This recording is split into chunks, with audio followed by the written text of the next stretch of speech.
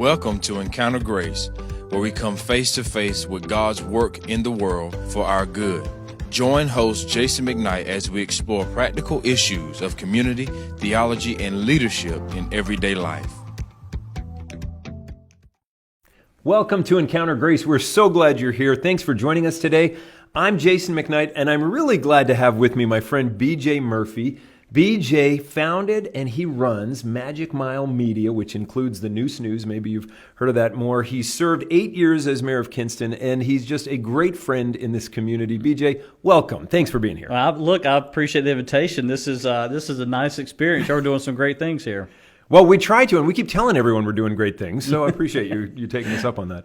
Listen, I love talking to you, and over the years, we've had a lot of chance to talk. Here's why, because you're thoughtful, you're gentle, and you always have something good to say. So I thought, let's invite you on here to have a great conversation about news and about politics and about friends and about how to do life in a small town. So well, I appreciate that. It's such a great introduction. I might hire you and just have you tag along with me for a little while. It has the benefit of being true. Yeah, I appreciate it very much. Thank you. Hey, bring us up to date and just let us, what's going on with Magic Mile Media? Oh, wow. So many things. Magic Mile Media really was started because of my experience during Hurricane Matthew. I was a commission-only sales guy, and I gave up 2 weeks of my life, and when that went south, my income, I said, well, what am I good at? I'm good at business-to-business relationships, the B2B market. I'm also good at social media, not because I was like the best at it. I was forced to get good at it because of the role of being the mayor. And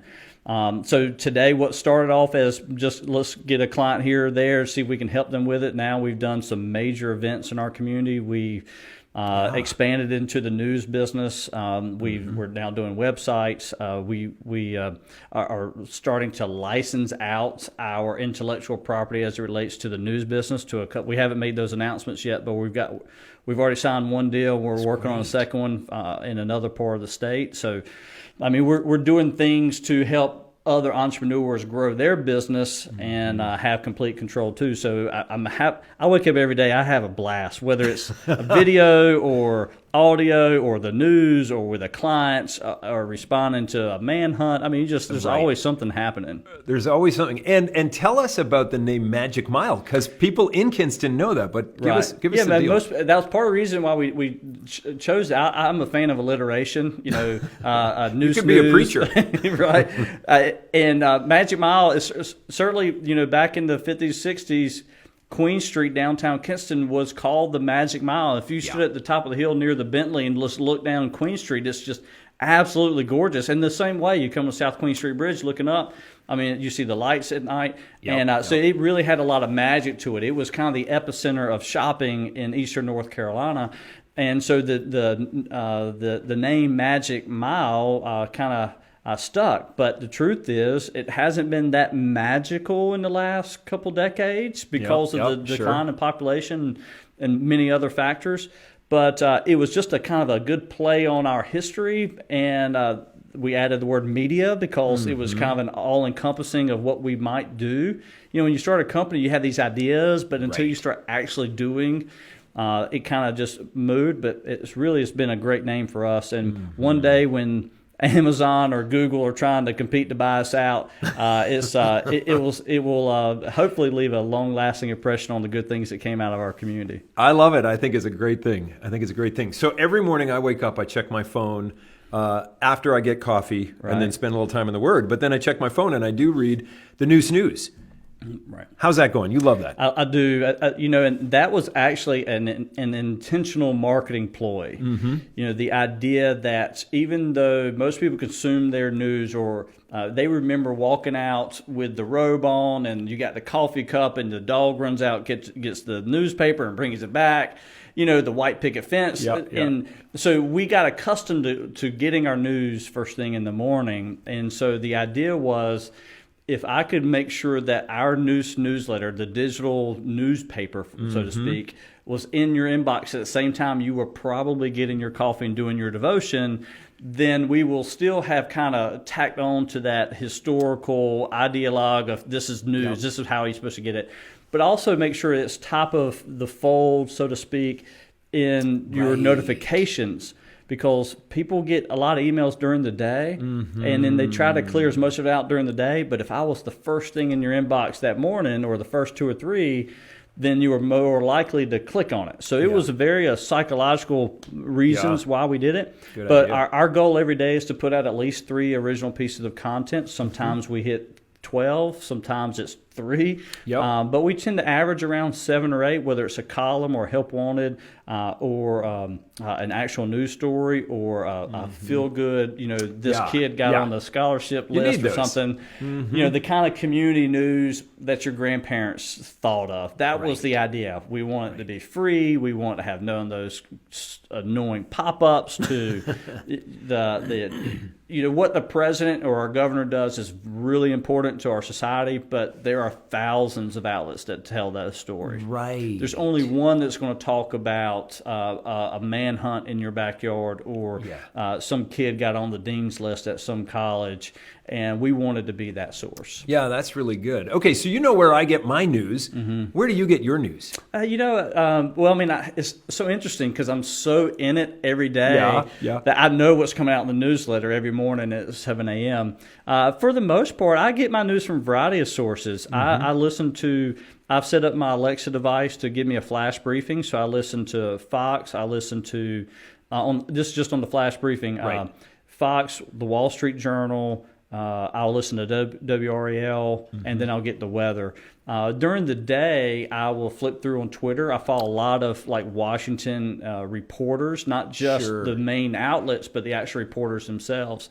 Same for the state of North Carolina. I follow a lot of those folks. Do you follow reporters because you find you resound with how they report? Like what would cause you to follow a reporter? It has more to do with the access they have and where they are. Like, could you imagine being in the presidential briefing room every day? Yeah. I mean, what an awesome experience in and of itself. But if you live in that little bubble, they're tweeting out stuff. They're reporting back stuff. Right. And so I follow a lot of those reporters.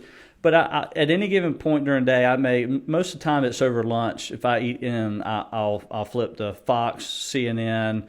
Rare if I'm checking sports lately. I'm honestly kind of personally a little disillusioned with sports in general. Right. But I follow a lot of reporters, and I follow a mixture of CNN, Fox folks. I like just kind of discern for myself. Yeah. Well, as people are listening to this and thinking about where to get news, talk to us about the difference between news and opinion or commentary. You and I actually had this conversation a couple months ago, and I think you wrote a really great blog about it. And I would encourage folks, if they haven't read it, to go read your blog. I can't remember your website for JasonMcKnight.org. Okay, go check that out, because I thought you did a great job, and we had a good conversation about it.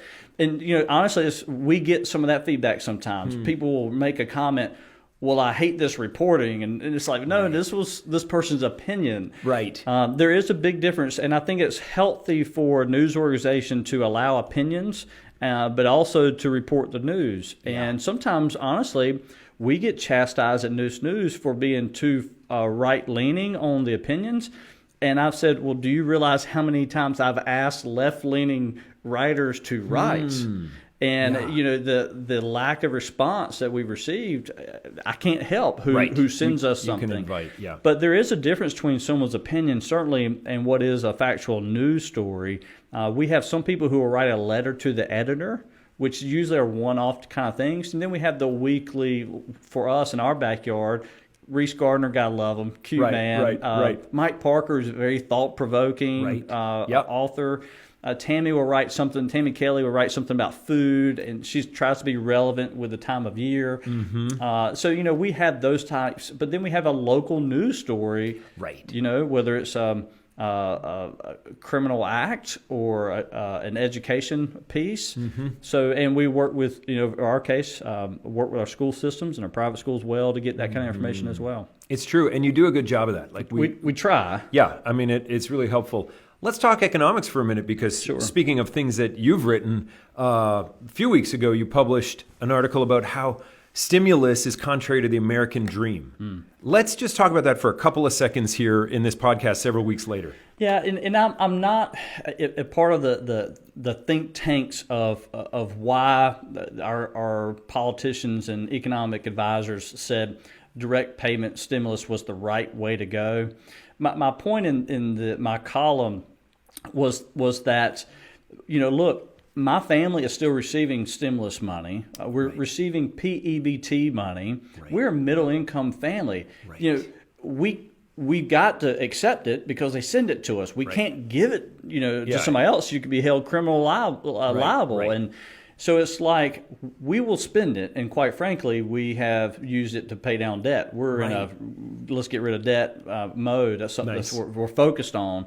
But I don't blame people for buying the TVs or cars either. No. And if they don't have the debt, maybe it's time. Right. But, I'm a fan, as a Christian and as an American, at my core, providing for those less fortunate. I think both the church and our country have a responsibility to do that. Yep. So my point in the column was, look, I don't really need the direct payment stimulus. Right. And by continuing to do it, guess what the next generation is going to expect every time there is a disaster?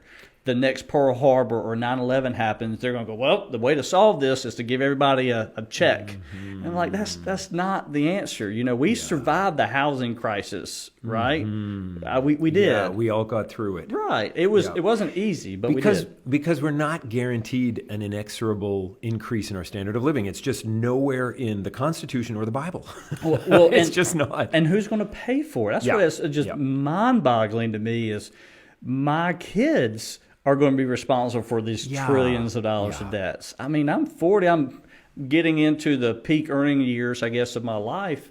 But am I really going to be held liable via my taxes in my lifetime for even something that we're doing today with these $1,400, $1,500 stimulus? I don't know, Pastor. It's very troubling. I'm not an economist, but at my core, I'm going, there's just something that's just not right about this long term. Yeah, there's something not right long term.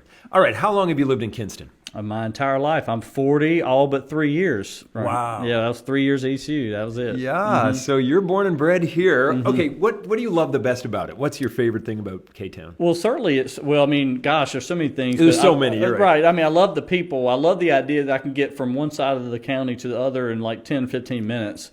Yeah, that's with traffic. I mean, and if I need something bigger or better, the towns that we're so close to, Goldsboro, Greenville, New Bern, the beach. I mean, you're 30, 45 minutes away.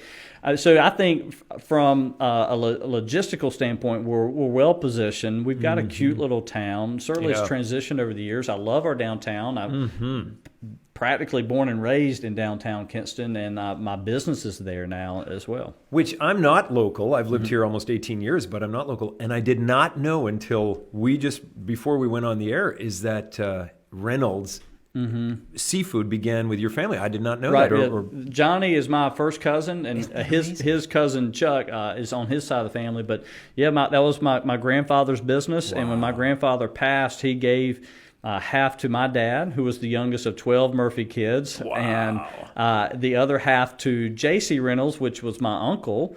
And J.C. had Johnny and Chad and Sandy, and my dad decided that the fish business wasn't what he wanted to do for the rest of his life. He actually had so much of an emotional connection with his own father being there that he said, I just can't do this. Right. So he sold to J.C., and it's Reynolds Seafood, and they've got a great business. Really proud of them. They do. I love it. I mean, we get fresh fish there all the time. We just love it. Right. Just bring it home. Okay, you also were mayor here. I wish I had known when you were mayor that your roots were that deep. I just did not know that. Yeah, I used to tell people I became mayor at 29. It was 2009. I remember one of the first times I ever spoke in front of a crowd. They introduced me, and someone in the back said, "He's just a baby," and I remember going,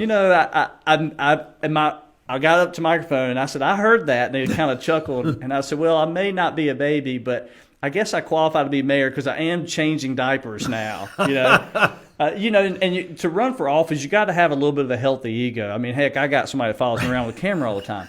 But I will tell you one thing that settles that real quickly is changing the dirty diaper. It's true, right? It's true. Your little ones. Yeah. So I was able to identify with folks. Yeah, I mean, I changed a lot of dirty diapers. No. So yeah. 8 years. What was the best part about it? I think I love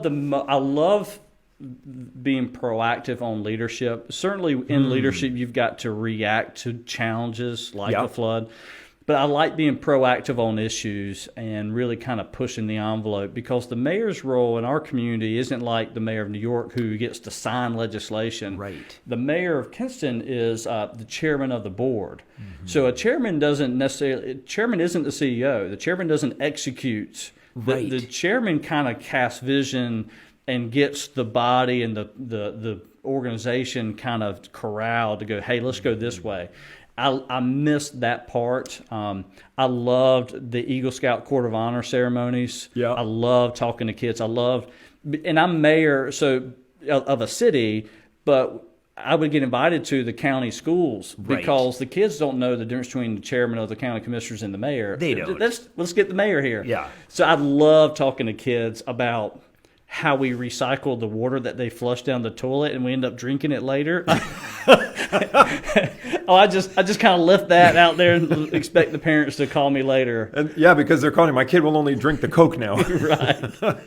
Well, what was the toughest part? The toughest part, honestly, because of how diverse our community is, both economically and racially, that issues related to electorate rates, issues related around race were always very difficult.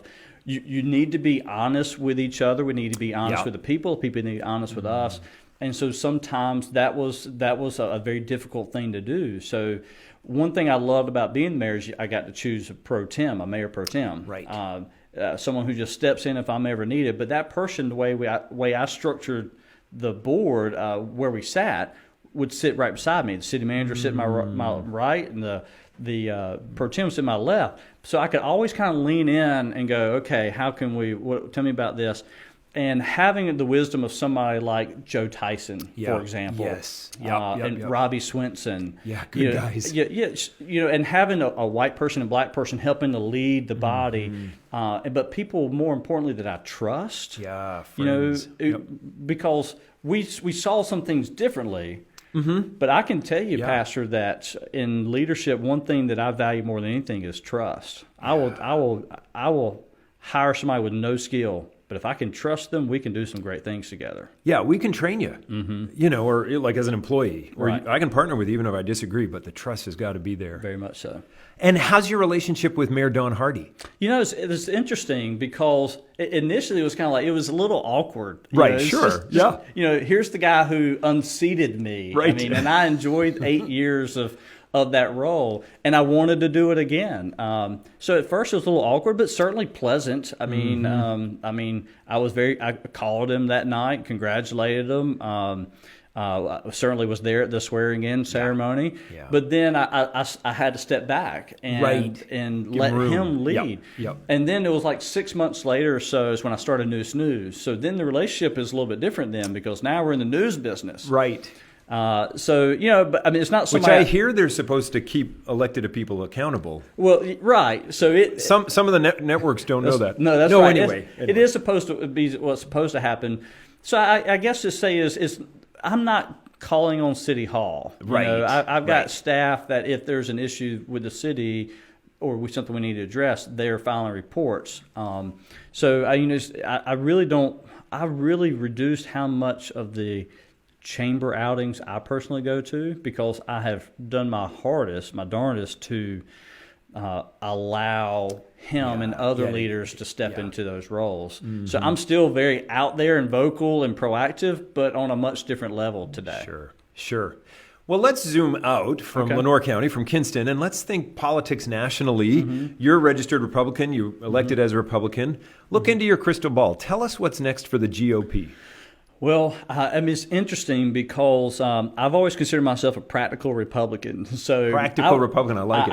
I'm definitely center right, But governing in and of itself requires the acceptance of the minority voice. Mm-hmm. Whether you're the Democrats in the majority or the Republicans in the majority, the minority voice has to have a voice. It doesn't mean that you're always going to approve everything they do or include everything, but you've got to at least make an attempt.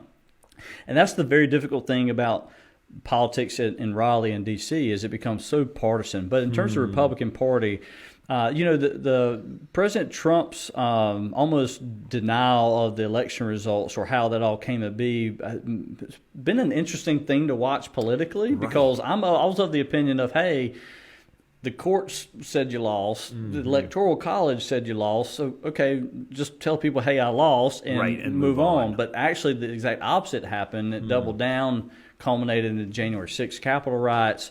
Whether people say he's accountable for that or not, I tend to think he's more accountable than he's admitted to, but that's just my personal opinion. That's you. So I really think the Republican Party needs a leader that can unify the base without alienating too many of the people who are like me, who are practical, or the Tea Party. You need somebody who can kind of unify all the different sectors because. Yes, I'm Republican, but I don't wear it on my sleeves. You know? I mean, I just don't go beating my chest with it. And so it's just interesting to watch what the Congress, Democrat-controlled Congress, and the Democrat-controlled White House do over the next year and a half will have a big role in what happens in 2022. Well, that's what I was going to ask you then. Put the crystal ball on the Democrat Party. What do you think's coming? The truth is they've got a small window of time to put forth every single crazy idea they've ever had and the right momentum to pull it off. Right. It'd be interesting to see if they really do that. Like they could shove the stimulus checks down the throats of Republicans and get away with it because they've got the numbers. Right. Whether they actually do that or not remains to be seen. So, and if they don't do it, then it was just like the first couple of years, I think, of President Obama, or somewhere his first term, he had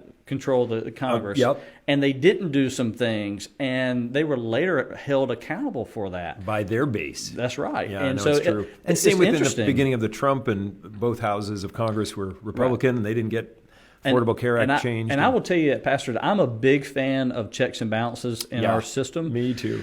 Big fan of it. And whether that's the Supreme Court or the House or the Senate or in the governor's office. So, president's office. I'm the same way as North Carolina. I like the idea that Republicans in charge of the General Assembly. Part of me kind of likes the idea we got a Democrat governor. Doesn't mean I really enjoy our governor. Sure, but the check and balance. But in terms of the principle, the idea of a checks and balances, I think it's healthy. I guess is my point.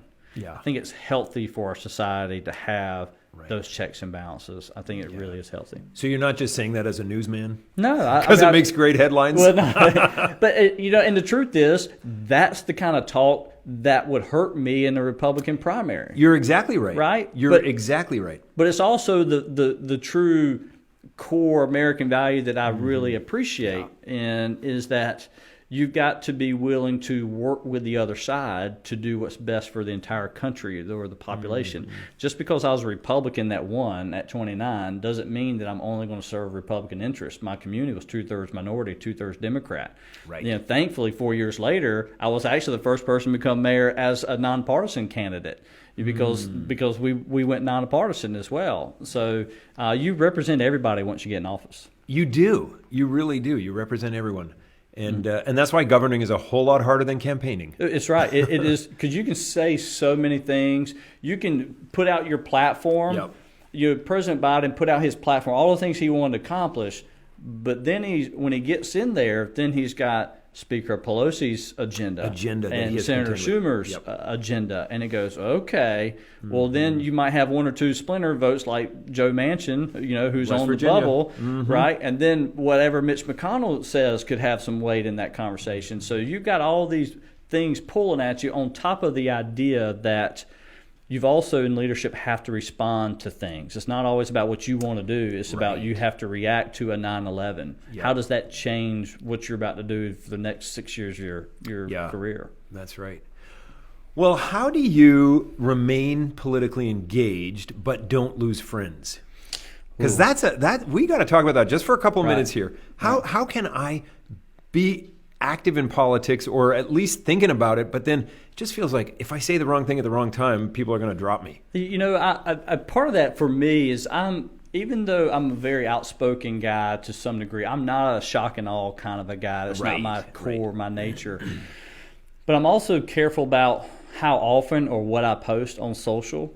You know, and the way social media algorithms, you know, you're only seeing the things of people that you identify with the most, because most people mute somebody because they voted for the wrong guy. I mean, or they were happy that Biden was sworn in. I mean, come on. I mean, so you got to be willing to accept others' opinions. But a lot of that is just being careful in what I say and not being outlandish in those comments. The other thing is, truthfully, I don't really get super engaged in the comments on social, and I'm leaning into the social side of this conversation because we're so social. That's where you connected. lose friends. It is. It's, you know, Pastor, you've got a congregation. I don't know. I've been here several times. 300, 400, 500 people any given Sunday here. Well, pre-COVID, sense, but it's a little small, 250, 300. But I would imagine that you've got some white people, some black people, you've got some Republicans, you've got some Democrats, and we're super pumped, but you have one unifying cause here, You agree on something, and I think that's kind of the way I approach my friends. I have friends who are Republican, Democrat, young, old, black, white, doesn't really matter to me. I truly care about, are you happy? You know, and I'm very careful about not being too outlandish. I'm just as quick to criticize Trump as I am Biden, McCrory as I am Cooper, and because I think it's only fair to do that. Well, this podcast is called Encounter Grace. And so let me just ask you this. Over the last week, month, where have you encountered grace from God? Well, I'll tell you, for me, and I know by the time this airs, the time will be a little bit different, but for me, I got to spend the last weekend with my father, you know, and a year ago, he was scheduled to have a heart surgery, and he ended up having a stroke. And, you know, the way strokes work, you think of a stroke, but it's actually a series of strokes. There's several of them, but he had a stroke and ended up almost debilitating him. I spent 1 week in the hospital. It was like 4 nights, and it was almost as excruciating for me to watch him go through this as it was for him to go through the pain of, you know, not knowing where he is and those kind of things. So he had the stroke. He ended up recovering, came over to my house for lunch on a Friday. He was going to spend the weekend with me, had a stroke that day at my house. Wow. Set him back again. And then around Thanksgiving time, he was well enough, strong enough. He ended up having the heart surgery he needed. And so he is, hopefully by the time this airs, he will have finally got his dentures in. So he'll be getting some of that meat back in his bones. But you're just spending the weekend. I toured him around like a celebrity. He went to Pizzavilla and Reynolds and Lovick's. And to me, that time with my father was great. Boy, that is encountering grace. I'm telling you, that is a great thing. BJ, thank you. In a busy schedule, thank you for taking time to encourage us here as we listen to Encounter Grace, as we're part of this community. Thank you for being part of Kinston community. And friends, thank you for being part of Encounter Grace. And we'd love for you to subscribe to this. If this was helpful for you, invite a friend and pass it on to them. That would be great. You could bless them with this. Like, comment, share on Facebook, YouTube. We'd love it all. But thank you for joining us here on Encounter Grace, and have a great day. This is a ministry of Grace Fellowship Church in Kinston, North Carolina. Visit gracekinston.org or follow us on Facebook and Instagram.